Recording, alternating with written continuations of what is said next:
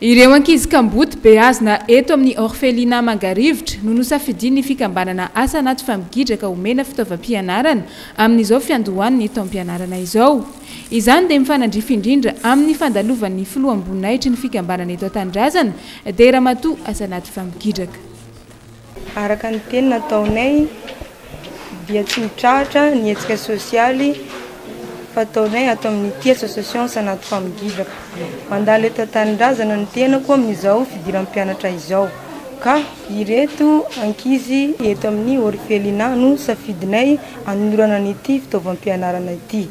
Izany no natao mba ahafahan'izy ireo mianatra tsara, tsy misy ny olana amin'ity taom-pianarana ity tahaka ny ankizy rehetra mitovy aminy. Tsy mijanona eto ihany no fanomezana ataonay an'ireto ankizy kamboty ireto fa isaka ny tenako tonga eto Tandrazana dia manolotra ny kely vao tsy rambony tanako ho an'izy ireo. Dia mba miangavy ianareo malala-tanana mba hitodika sy hijery ny ankizy kamboty ireto eto amin'ny orphelinat Mangarivotra fa zaza kamboty izy ireo tsy misy mpiay. Cahier sy règle complet miampy crayon de couleur ireo no natolotra ho an'ireto ankizy 1.7 mianadahy tezaina eto amin'ity toby fitezana zaza kamboty ity. Na dia efa somary atoandro be ihany aza ny andro sy efa dila lavitra ny ora fiasana ny fotoana nanaovana ity fanolorana fitaovana ity omaly dia ny vatatena ny be ny tanàna mihitsy no tonga teto amin'ny orphelinat nandray izany fanomezana izany notronon'ireo tompon'andraikitra eo anivon'ny BMH sy ny toby fitezana. Azonay ataony mandefa solitena taty fa rehefa nazony falasana reo ary izy aro maira mihitsy ny makany satria zavatra tokony tsapatsika reto zaza kamboty. Izany zaza kamboty zany tsisy ray tsisy reny zany hoe tsy ho tsony le ray aman-dreny anome fitiavana azy ireo. Zay no mahatonga hoe rehefa misy ihany ny olona mba tsara sitrapotra zao manolotra fahasoavana ho an'ireto zaza reto ary koa zava-dehibe zay satria raha tsika rehetrarehetra no samy mandray an'izay toerany ray aman-dreny reto zaza reto dia fantatra fa ho sambatra reto zaza reka. Zay no anaterana fisaorana ny association famigidraka zay tarin'ny présidentiny dia manitana antsika rehetrarehetra ihany koa zany zay tsara sitrapo mba hanaraka an'izao ezaka zay ataony asa anaty famigidraka izao.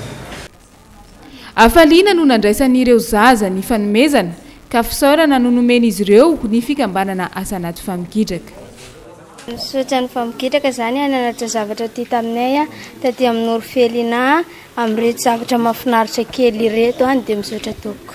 Misaotra anareo amin'ny association asa anaty famigidraka nanome fitaovam-pianarana anay. Misaotra betsaka tompoko. Tsy vitatreto ihany ny hetsika fanasoavana ataon'ny fikambanana izay iaian-dramatoa kely asa anaty famigidraka fa toy ny nataony tamin'ny taona lasa dia mbola mikarakara hetsika ihany koa izy ireo amin'izao fahatongavan'ny fetin'ny maty izao.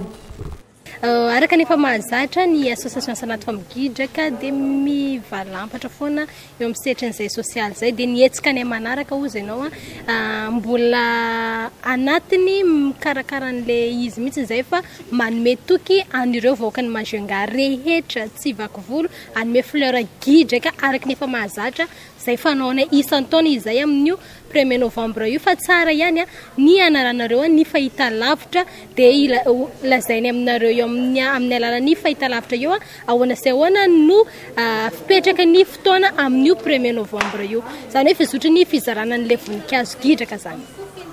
Ireo mambra vitsivitsy eo amin'ny fikambanana asa anaty famigidraka izay tarihan'ny filoam-boninahiny Ramatoa asa anaty no tonga nanolotra ny fanomezana teto amin'ny orphelinat. Nambaran'izy ireo fa mbola hitohy hatrany ny asa sosialy fanaon'izy ireo hatr'izay ho an'ny vahoakany mahajanga. Atsika jiaby toujours avec famille.